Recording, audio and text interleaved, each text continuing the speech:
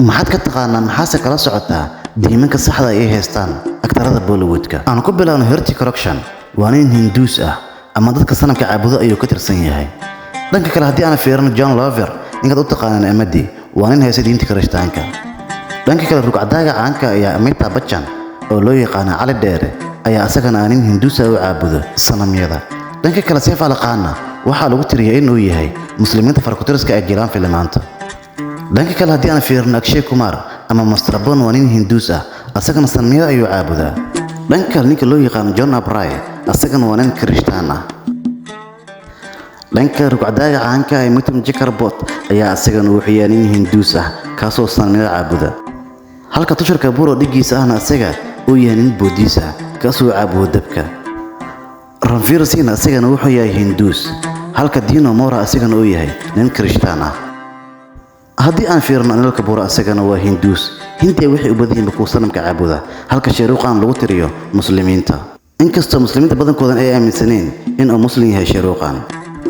Rajkumar Ray asagana waa Hinduus xagga sanadooda uu yahay nin zinga ah ama kuwa timaha caabuda. dhanka kale Vivek Oberoi asagana waa nin Hindu ah ama diinta Hinduuga haysta halka Ayushmann Khurrana asaga uu yahay nin Buddhist oo dabka caabuda.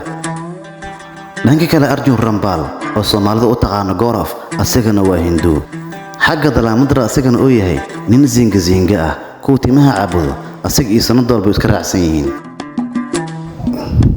sidoo kale Govind asagana waa Hindu ma raacsana reer dool laakiin Siddiq aktarka komediyaanka ah asagana waa muslim.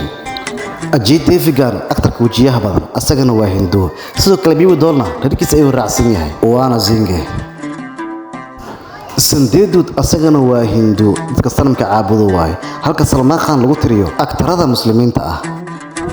Ranbir Kapoorna waa Hindu Remo Diswasana waa Kirishtaan.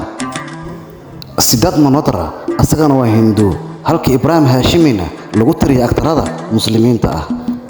Tiger Shroff Hindu Kabir Sharma zinga. Kabir Sharma waa ninka showyada qabta ee aktarinta lagu wareysto inkastoo uu filmaan jirin laakiin waa nin caan ah. Varun Dhawan waa Hindu halka Amir Khan lagu tiriyo aktarada muslimiinta ah.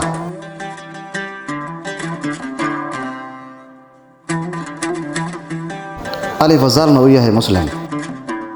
Pankaj Tripathi waa nin Hindu ah halka Dani Bezongaba asagana uu yahay Buddhist. sidoo kale Shahid Kapoorna waa Hindu. Arshad Waris oo Soomaalida u taqaan Hero Hindustani asagana waa muslim. Anu Bhatkar oo loo yaqaan Aabaska asagana waa Hindu halka aktarka geeriyooday Irfan Khan asagana uu yahay muslim. waad ku mahadsantahay daawashadaada. haddii aad igala socoto dhanka YouTube-kana subscribe-ka ii saar ha iga baqaylin gambaraalkana furo. haddii aad Facebook igala socotana follow ii soo dheh waan sii wadi doonaa mahadsanid.